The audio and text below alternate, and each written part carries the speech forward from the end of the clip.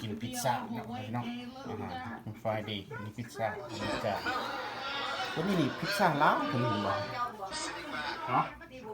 พิซซ่าลาวตัวนี้พิซซ่าลาวตะกี้เลยพิซซ่าลาวครับพิซซ่าลาวพิซซ่าลาวพิซซ่าอเมริกาpepperoni and cheese พี่น้องซึ่งเนี่ยพิซซ่าลาว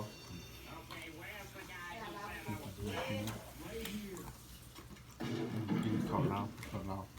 ไข่ไข่ไข่แบบนอกพิซซ่าอเมริกาpepperoni and cheese ก่อนมาซื้อมาพิซซ่าลาวดิแค่แพ็กก่อนครับ